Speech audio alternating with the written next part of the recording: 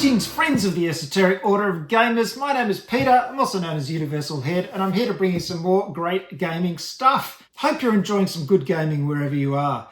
Today, I'm going to look at some great stuff from Triton Noir.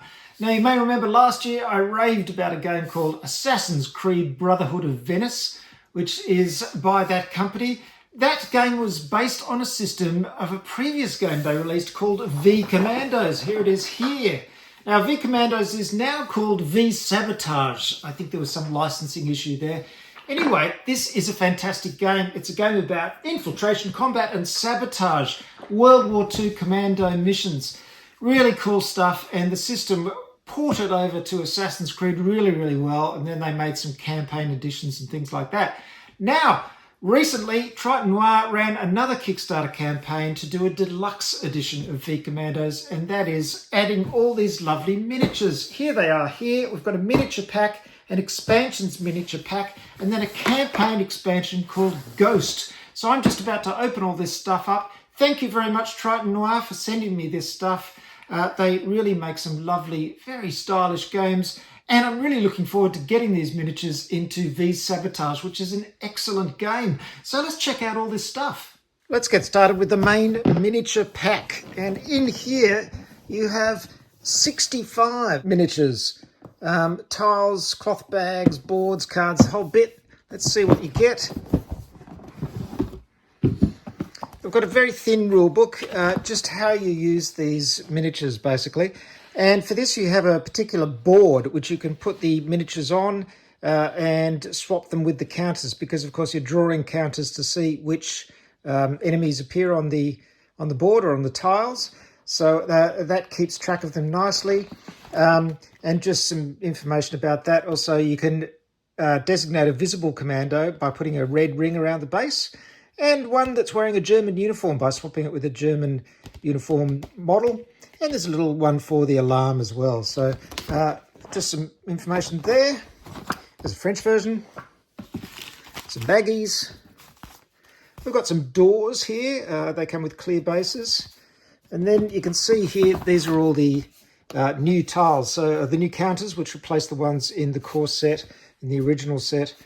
So you'll draw these and then replace them with the miniatures as you play the game. And then we've got some new tiles. Now, the great thing about V-Sabotage is that you can use, or most of the time, you can use any tile as long as it's the right size. So you don't have to use a specific tile when you're setting up the map. And this makes setup a lot faster, a lot easier. But of course, these are unusual ones. This is a kind of turret. There's some kind of weapon there. New interiors, which are nice. So this adds some nice variety to your tiles. The artwork is great. It's exactly the same style as the original game, of course. Oh, look, there's some more. Yeah, you get quite a few tiles. This is nice. I mean, stuff like this with your motorcycles ready to go and things like that adds a lot of character to the game. As I said, it doesn't matter which room interior or whatever you use, but depending how much time you want to spend, you can get quite thematic looking boards. This looks like a beach entrance to a map, which is nice. Just lovely. Very nice tiles. And of course you can have emplacements, machine gun emplacements and things. Now this sheet here is the new board that you place all the miniatures on. And you place your counters on here as well. And this is how you can keep track of which are counters and which are miniatures. This, of course, is all explained in my rule summary and reference, which I've updated for the miniatures pack. So go and download it from my website and you'll see how it all works. This is the other side, of course, for expansions. So you've got things like, you know, dogs and guys with sledgehammers and all the different miniatures that came in with the expansions. So very organised system of keeping track of your miniatures and how they appear in the game. Now we get to the miniatures, and as you can see, they've got some very nice storage trays. And they just slide out. They don't need that extra click in, which is good because that can sometimes damage a painted base. So that's good to see. They're very snug and they just slide in. Nice. Now I've got new cards for the heroes, and all of these have new artwork. So it's a different style. and a very nice style, very thematically appropriate, slightly sort of cartoony, but very nice indeed. Oh, I really like that artwork actually. That's lovely illustrations. So I've got new cards for them. Here's some more. Oh no, actually that was the French versions. Sorry about that. There's the English versions there. A couple of nice bags. You can draw your tiles from these. These are lovely. Look at that. There's your Germans there and equipment ones there. That's upside down. There we go. These are your red bases, so you can use these, as I said, when you're revealed. So let's try. Oh, they're nice flexible ones, so that's good. They're great. They just go on very flexibly and they won't damage any painted base, which is great. Some clear bases for the doors. I'll show you the miniatures in a moment. And more down here as well, an entire separate tray of miniatures. Let's have a closer look at these. Now, Triton Noir sent me some samples of these when they first announced this new set, and I thought they were very nice indeed. Great detail. These are going to be a lot of fun to paint. I'm not going to go into huge amounts of detail painting them because there's quite a few here, and you know, they're playing pieces rather than display pieces, but they're very good quality and they're really going to bring the game alive. I think we've got a separate one, of course, for each one of the characters. Excellent level of detail. And really, you know, a lot of people will say, well, miniatures aren't necessary. I could play the game with tokens. Of course you can. And I've played it many times with the tokens and enjoyed it. But it is a thematic game. And personally, I just love miniatures for bringing a game alive. There's nothing like a game with well-painted miniatures to immerse you in the whole feel of it. So as you can see, very good quality. We've also got some machine gun emplacements here. They're great. And really, you know, this used to just be a cardboard counter. But of course, now you've got your character behind your machine gun, holding that position. Whoops, wrong way around. There we go. That's going to be really good. Here's the second tray. Now, another reason I'm not going to go into great detail painting these, and I'll probably be using contrast paints quite a lot to speed things up, is that there's a lot of duplicates. We've got 2, 4, 6, 8, 10, 12, 14, 16 types there, and even more here. Oh no, 16 of those. Yep, so quite a lot of duplicates.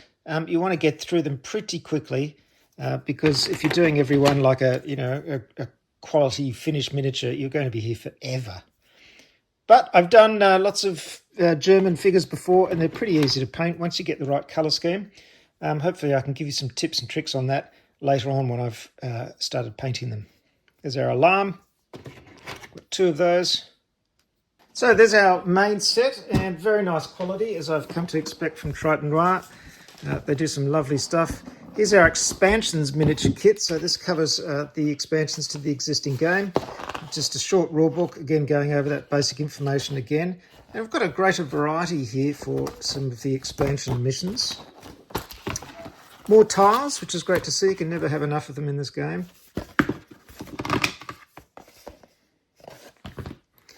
There's your counters for these different troops and enemies, dogs, etc. We have got the new artwork for the hero cards.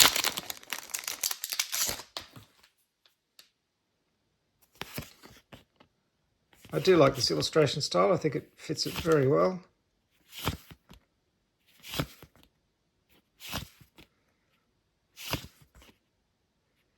Again to the dog. And yet more tiles. Looks like we've got an airfield here as well.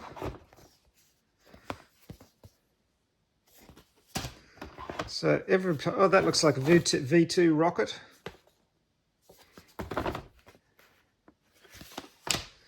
And another rocket. They're just falling out of the frames, so nicely die cut. And another tray of miniatures.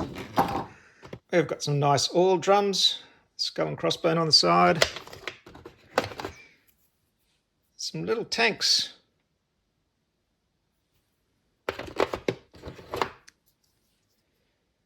Another bunch of specialist figures. Those ones. These guys with gas masks.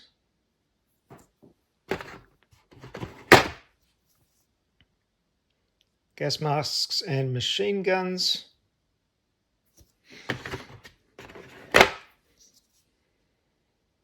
Here are our dogs. Now, as I said, I've done lots of Germans, especially after doing the Reichbusters set. So I've got quite experienced on doing them, so I should be able to churn through these pretty fast, especially with contrast paints, which really speed things up. There's our officers. So another lovely set, look at that. And then finally, we have the Ghost expansion. So not only did they bring out all these miniatures, but they brought out a new expansion as well, this Ghost one. And this has solo rules. Well, it's got 3 game modes, actually. There's an experience mode, which allows you to acquire experience cards as you go through a series of missions. But they're offset by danger tokens, so that increases the danger as well. You've also got Lone Wolf mode, so that's your solo mode. You can play it solo now. And there's a campaign mode. So you can go through a campaign of missions. And in fact, this Ghost one is a campaign. So this is Operation One-Eyed Ghosts. There's challenges and medals, things you can try and get as you go through the game. So there's a player aid on the back. You've got your experience cards here.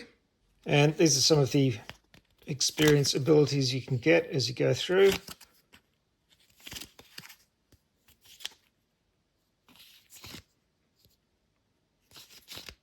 And I tell you, once the enemies start coming out, you're going to need every bit of help you can possibly get. We've got some more dice, which is good. Another bunch of new characters. And I presume our campaign cards as well. So there are our characters.